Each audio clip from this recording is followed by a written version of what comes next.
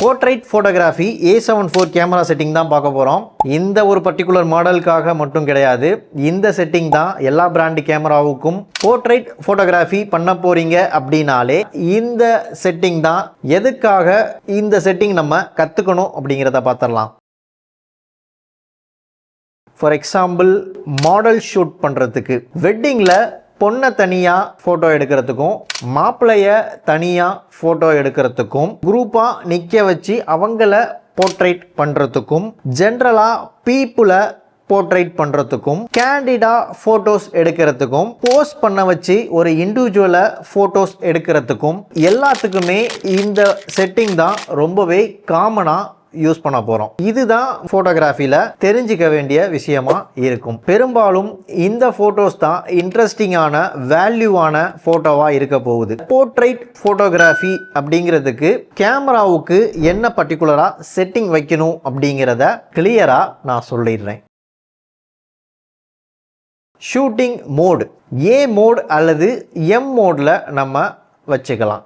இது எதுக்கு அப்படின்னு பார்த்தீங்கன்னா, இந்த ரெண்டு மோடில் தான் நமக்கு maximum depth of field control வந்து மேனுவலாக கிடைக்கும். இப்போது கேமராவை ஆன் பண்ணிக்கலாம். ஆன் பண்ணிங்கன்னா டிஸ்பிளே வந்துடும். இதில் ஃபஸ்ட்டு நம்ம மோடு பார்த்தீங்கன்னா எம் மோடில் வச்சுக்கலாம். அப்படி இல்லைன்னா ஏ மோட் யூஸ் பண்ணிக்கலாம்.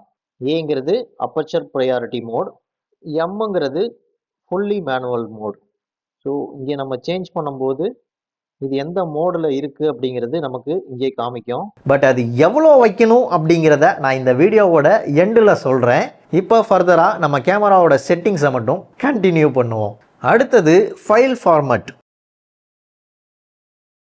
ஃபைல் ஃபார்மட் பார்த்தீங்கன்னா ரா வச்சுக்கலாம் அல்லது ரா ப்ளஸ் ஜேபெக் வேணால் வச்சுக்கலாம். ஸோ இது எப்படி வைக்கிறது அப்படிங்கிறத கேமராவில் டெமோ பார்த்துருவோம் வாங்க. இப்போது மெனு கிளிக் பண்ணிக்கலாம்.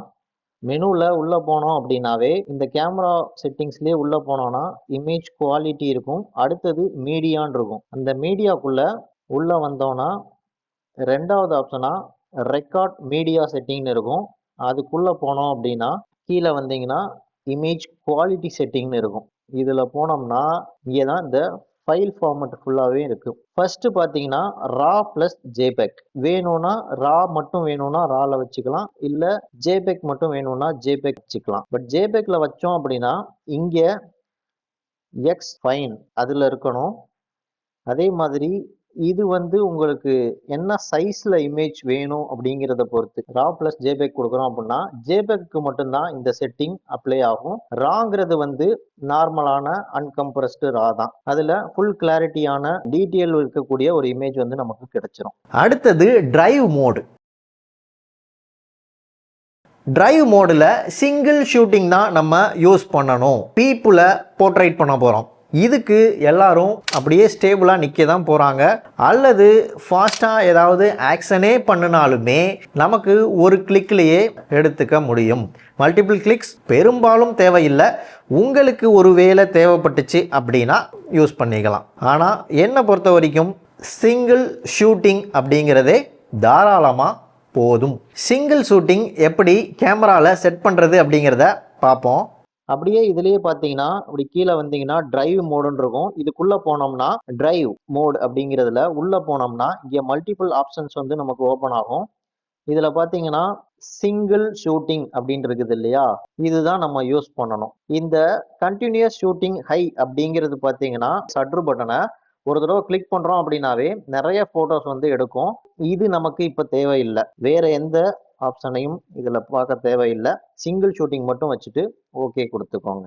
அடுத்தது ஃபோக்கஸ் மோடு. அதை பார்க்குறதுக்கு முன்னாடி this video sponsor by MDS photography services. நம்ம எம்டிஎஸ் ஃபோட்டோகிராஃபி சர்வீசஸில் பார்த்தீங்கன்னா ஈவெண்ட் ஃபோட்டோகிராஃபி எதுனாலும் எங்கள் சைடில் இருக்க டீம் மெம்பர்ஸ் உங்களுக்கு ப்ரொஃபஷ்னலாக கல்யாணம் காது குத்து எதுனாலும் நீட்டாக பண்ணி கொடுப்போம். ஃபோட்டோ வீடியோ எதுனாலும். அது இல்லாமல் உங்களுக்கு பேசிக் பிகினர் கோர்ஸ் ஃபோட்டோகிராஃபியில் கற்றுக்கணும் அப்படின்னா எம்டிஎஸ் ஃபோட்டோகிராஃபி சர்வீஸை காண்டாக்ட் பண்ணலாம். என்னோட காண்டாக்ட் நம்பர் அபவுட் பேஜில் இருக்கும், நீங்கள் செக் பண்ணி பாருங்கள். என்னோட இன்ஸ்டாகிராம் அண்ட் ஃபேஸ்புக் ஐடியும் கீழே டிஸ்கிரிப்ஷனில் கொடுத்துருக்கேன். அதுலேயே என்னோட காண்டாக்ட் டீட்டெயிலும் இருக்கும், நீங்கள் செக் பண்ணிவிட்டு என்னைய காண்டாக்ட் பண்ணிக்கலாம்.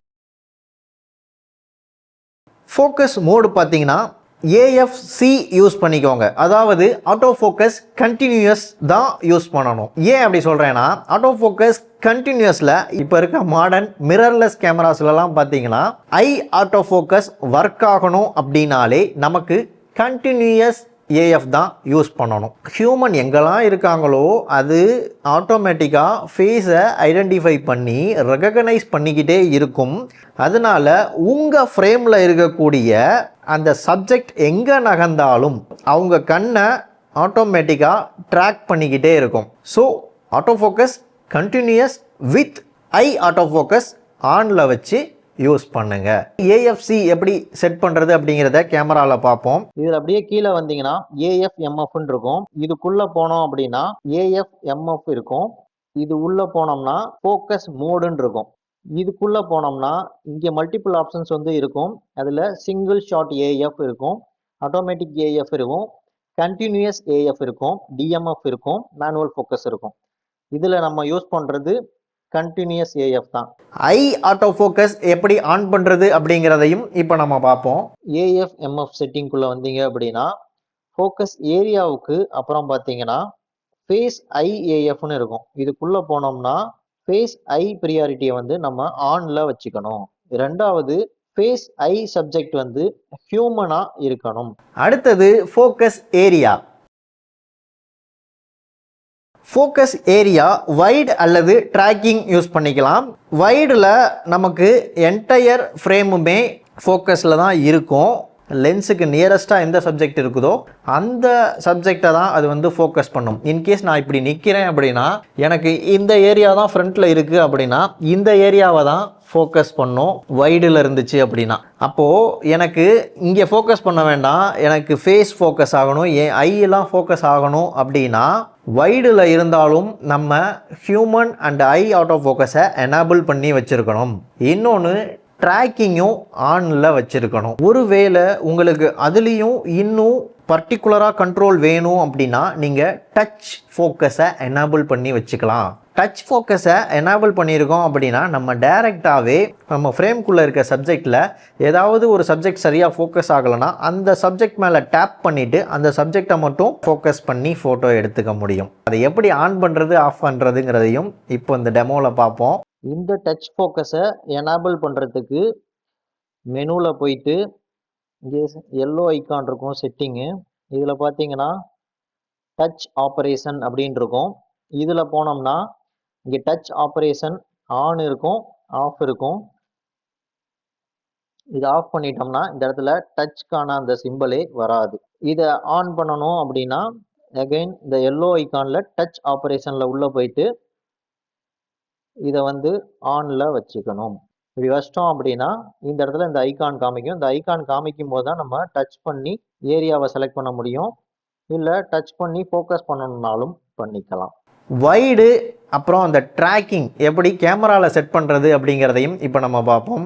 இதுலேயே பார்த்தீங்கன்னா ஏஎஃப்எம்எஃப்க்கு அடுத்த ஆப்ஷனாகவே ஃபோக்கஸ் ஏரியான்னு இருக்கும். இதுக்குள்ளே போனோன்னா ஃபர்ஸ்ட் ஆப்ஷனாகவே ஏஎஃப் ஏரியா இருக்கும். இதில் பார்த்தீங்கன்னா வைடு இருக்கும், ஜோன் இருக்கும், சென்டர் ஃபிக்ஸ் இருக்கும், ஸ்பாட்டில் லார்ஜு, ஸ்மாலு, மீடியம் இதெல்லாம் இருக்கும். அதுக்கு கீழே வந்தீங்கன்னா எக்ஸ்பேண்ட் ஸ்பாட் இருக்கும், ட்ராக்கிங்கும் இருக்கும். ட்ராக்கிங்கில் இது எல்லாமே அவைலபிளாக இருக்கும். இப்போ இதில் நம்ம யூஸ் பண்ண போகிறது பார்த்தீங்கன்னா இந்த ட்ராக்கிங் யூஸ் பண்ணலாம். இந்த ட்ராக்கிங்கில் வைடு வச்சுக்கிறது நமக்கு ஒரு பெஸ்ட் ஆப்ஷனாக இருக்கும். அடுத்தது white balance. Best white balance setting அப்படின்னா அது கஸ்டம் ஒயிட் பேலன்ஸ் செட்டிங் தான். எந்த சப்ஜெக்டாக இருந்தாலும் அந்த சப்ஜெக்டுக்கு மேலே படுற லைட்டை ஒரு கிரே கார்டு மேலே பட வச்சு அதை மெஷர் பண்ணி கேமராவுக்கு இதுதான் சரியான ஒயிட் அப்படிங்கிறத மெஷர் பண்ணி கொடுத்துட்டீங்க அப்படின்னா அது லைட்டை கரெக்டாக புரிஞ்சுக்கிட்டு சரியான கலர் டோன் இதுதான் அப்படிங்கிறத நமக்கு கொடுத்துரும். நம்ம சோனி கேமராவை பொறுத்த வரைக்கும் இந்த மாதிரி ஒரு கேப் இருக்கும், கேமராவுக்கும் இருக்கும், லென்ஸோட பேக் கேப்பாகவும் இது இருக்கும். ஸோ இந்த கேப்பை யூஸ் பண்ணி கூட கஸ்டம் ஒயிட் பேலன்ஸை நம்ம மெஷர் பண்ணிக்கலாம். இதுக்குன்னு தனியாக கிரே கார்டு எடுத்துகிட்டு போகணுங்கிற அவசியம் இல்லை. ஒருவேளை நமக்கு இதெல்லாம் பண்ணுறதுக்கு அந்த இடத்துல டைம் இல்லை, நம்ம ஃபாஸ்ட்டாக ஃபோட்டோ எடுக்கணும் அப்படின்னா ஒயிட் பேலன்ஸை விட்டுட்டு எடுத்துடலாமா? அது சரியான ஒரு செட்டிங்காக இருக்காது. ஃபோட்டோ பார்க்குறதுக்கு அவ்வளோ இன்ட்ரெஸ்டிங்காகவும் இருக்காது. ஸோ அது இல்லாமல் ஆட்டோமேட்டிக் மோட்ஸ் ஒயிட் பேலன்ஸில் நிறைய கொடுத்துருக்காங்க. நம்ம எது யூஸ் பண்ணலாம் அப்படின்னா, சன்னி லைட்டில் நம்ம ஃபோட்டோ எடுக்கிறோம் அப்படின்னா டே லைட் அப்படிங்கிற ஒரு மோடு இருக்கும், அதை நம்ம யூஸ் பண்ணிக்கலாம். இல்லை உங்கள் சப்ஜெக்டை நீங்கள் ஒரு ஷேடோவில் நிற்க வச்சு எடுக்கிறீங்க, ஒரு பில்டிங்கோட ஷேடோவாக இருக்கலாம், இல்லை ஒரு மரத்தடி நிழலில் நிற்க வச்சு எடுக்கிறீங்க அப்படின்னா அதுலேயே ஷேடுங்கிற ஒரு ஆப்ஷன் இருக்கும், அதை யூஸ் பண்ணி ஃபோட்டோ எடுத்துக்கலாம். உங்கள் ஃபோட்டோ கரெக்டான ஒரு ஒயிட் பேலன்ஸில் தான் வரும். நீங்கள் ஃப்ளாஷ் யூஸ் பண்ணி தான் ஃபோட்டோ எடுக்கிறீங்க அப்படின்னா ஃப்ளாஷ்னே ஒரு மோடு இருக்குது. ஸோ அதில் வச்சுட்டு நீங்கள் ஃப்ளாஷ் ஃபோட்டோகிராஃபி பண்ணிக்கலாம். ஒயிட் பேலன்ஸ் சரியாக தான் வரும். இதுக்கும் மேலே உங்களுக்கே ஃபுல் கண்ட்ரோல் ஒயிட் பேலன்ஸில் கிடைக்கணும். நீங்கள் மேனுவலாக தான் செட் பண்ணி ஒயிட் பேலன்ஸை கரெக்ட் பண்ண போகிறீங்க அப்படின்னா அதற்காக கொடுக்கப்பட்ட ஒரு மோடு தான் கெல்வின் ஒயிட் பேலன்ஸ். உங்களுக்கு தேவையான அளவில் கரெக்டான ஒரு ஒயிட் பேலன்ஸை செட் பண்ணிக்க முடியும். இன்கேஸ் அதில் ஏதாவது டிண்ட், ஒரு மெஜெண்டா டிண்ட்டோ, ஒரு க்ரீன் டிண்ட்டோ, இல்லை ஒரு பிங்க் டிண்ட்டோ உங்கள் சப்ஜெக்டில் உங்கள் ஃப்ரேமில் அதிகமாக இருக்குது அப்படின்னா அதை ஆப்போசிட்டாக பேலன்ஸ் பண்ணி கூட அதை கண்ட்ரோல் பண்ணிக்கவும் முடியும். தேர்ட் ஆப்ஷனாக எக்ஸ்போசர் அண்ட் கலர்ஸ்ன்னு இருக்கும். இதில் பார்த்தீங்கன்னா கீழே ஒயிட் பேலன்ஸ்ன்னு இருக்கும். இது உள்ளே போனோம்னா இங்கே ஒயிட் பேலன்ஸ், இங்கே டெம்பரேச்சர் கெல்வினில் அட்ஜஸ்ட் பண்ணோன்னா இதில் இப்படி அட்ஜஸ்ட் பண்ணிக்க முடியும். அது இல்லாமல் இங்கே நிறையா ஆட்டோமேட்டிக் மோட்ஸ் இருக்கும். இதில் பார்த்தீங்கன்னா இது ஆட்டோ ஒயிட் பேலன்ஸ், இது டே லைட், இதுவும் பெரும்பாலான நேரத்தில் நம்ம யூஸ் பண்ணுவோம். அதுலேயும் ஏதாவது கலர் ஷேடு இன்க்ரீஸ் பண்ணணும், டிக்ரீஸ் பண்ணணும் அப்படின்னா இதை நம்ம மூவ் பண்ணி நம்ம இதை கரெக்ட் பண்ணிக்கவும் முடியும். ஸோ இது மாதிரி டே லைட் செட் பண்ணலாம். அது கீழே வந்தீங்கன்னா ஷேடு இருக்கும். ஃப்ளாஷ் ஃபோட்டோகிராஃபி பண்ணுறோம் அப்படின்னா இந்த ஃப்ளாஷுங்கிற மோடு யூஸ் பண்ணிக்கலாம். கெல்வின் மேனுவலாக நம்ம கெல்வினில் அட்ஜஸ்ட் பண்ணி எடுக்கிறதுக்கு இதை யூஸ் பண்ணிக்கலாம். இது எல்லாத்துக்கும் மேலே கஸ்டம் ஒயிட் பேலன்ஸுங்கிறது இங்கே இருக்கும். இதில் போய் ஒயிட் பேலன்ஸ் என்னங்கிறது கேமராவுக்கு மெஷர் பண்ணிட்டு ஃபோட்டோஸ் எடுத்துக்கலாம். ஒருவேளை உங்களுக்கு ஒயிட் பேலன்ஸ்னா என்ன, இதை எப்படி கேமராவில் செட் பண்ணுறது, இதை பற்றி இன்னும் டீட்டெயிலாக தெரிஞ்சுக்கணும் அப்படின்னா நான் இங்கே ஐ கார்டில் லிங்க் கொடுக்குறேன், அதை கிளிக் பண்ணி பாருங்கள். அடுத்தது ரொம்ப முக்கியமான செட்டிங். இந்த இடத்துல தான் பிகினர்ஸ் கேமராவை குறை சொல்லிட்டு இருப்பாங்க. இந்த பிராண்டு கேமரா தான் கலரில் நல்லா இருக்குது, இந்த பிராண்டு கேமரா தான் கலர் அக்யூரேட்டாக கொடுக்குது, நம்ம ஸ்கின் டோனுக்கு இந்த பிராண்டு கேமரா தான் பெஸ்ட்டு அப்படின்னு சொல்லி பிராண்டெல்லாம் உள்ளே இழுப்பாங்க. பட் நம்ம இந்த செட்டிங்கை சரியாக புரிஞ்சிக்காதது தான் அதற்கான ஒரு. இப்போ இந்த செட்டிங் நம்ம கரெக்டாக வச்சுட்டோம் அப்படின்னா நீங்கள் பிராண்டை தேடி ஓட மாட்டீங்க, உங்கள் கேமராவை உங்கள் கண்ட்ரோலுக்கு கரெக்ட் பண்ணிக்குவீங்க. ஸோ அதற்காக கொடுக்கப்பட்ட செட்டிங் தான் கிரியேட்டிவ் லுக் அப்படின்னு சோனியில் கொடுத்துருப்பாங்க. பிக்சர் கண்ட்ரோல்னு இருக்கும், கிரியேட்டிவ் லுக்குன்னு இருக்கும், கிரியேட்டிவ் ஸ்டைல்னு இருக்கும். ஸோ இது எல்லாமே நமக்கு கலரை கரெக்ட் பண்ணுறதுக்காக கொடுக்கப்பட்ட ஆப்ஷன். இதில் என்ன இருக்குது அப்படிங்கிறத இப்போ பார்ப்போம். FL அப்படிங்கிற ஒரு ஆப்ஷன் இருக்கும் அதில், அதாவது ஃபெடிலிட்டி. இது மோஸ்ட்டாக பார்த்தீங்கன்னா ரியல் லைஃப் கலர்ஸோட எக்ஸாக்டாக ஒத்து போகிற மாதிரியாக இருக்கும் இந்த FLல கொடுத்துருக்கக்கூடிய கலர்ஸ். FLல போட்டுட்டு நீங்கள் போர்ட்ரைட் ஃபோட்டோஸ் எடுக்கலாம். இல்லை இன்னும் கொஞ்சம் பஞ்சியான கலர் நமக்கு வேணும் அப்படின்னு நினச்சிங்கன்னா VV யூஸ் பண்ணலாம், அதாவது விவிட். இந்த விவிட் யூஸ் பண்ணீங்க அப்படின்னா கலர்ஸ் எல்லாம் இன்னும் பாப்பப் ஆகி பஞ்சியான கலர்ஸாக இருக்கும். அதை விட இன்னும் கொஞ்சம் சினிமேட்டிக்காக எதிர்பார்க்குறீங்க அப்படின்னா SH யூஸ் பண்ணலாம், அதாவது ஷேடு. இது ரொம்பவே நல்லாயிருக்கும் போர்ட்ரைட்டில். இந்த மாதிரி நீங்கள் ஆட்டோமேட்டிக் ப்ரீசெட்ஸை யூஸ் பண்ணிக்கலாம். இதுலேயுமே உங்களுக்கு ஒரு மேனுவல் கண்ட்ரோலும் கொடுத்துருக்குறாங்க. ஃபஸ்ட்டு டெஸ்ட் பண்ணி பாருங்கள், உங்கள் கேமராவில் நீங்கள் எடுக்கிற ஃபோட்டோ உங்களுக்கே புதுசாக தெரியும். ஸோ இந்த கிரியேட்டிவ் லுக்கை கேமராவில் எப்படி செட் பண்ணுறது அப்படிங்கிறத இப்போ பார்ப்போம் வாங்க. இந்த தேர்ட் ஆப்ஷன் எக்ஸ்போஷர் அண்ட் கலர்னு இருக்கு இல்லையா, இதுக்குள்ளே போனீங்கன்னாவே ஒயிட் பேலன்ஸ்க்கு கீழே கலர் அண்ட் டோன்னு இருக்கும். இதுக்குள்ளே போனீங்கன்னா கிரியேட்டிவ் லுக் அப்படின்னு இருக்கும். இதில் போனீங்கன்னா இங்கே நிறைய ஆப்ஷன்ஸ் உங்களுக்கு அவைலபிளாக இருக்கும்.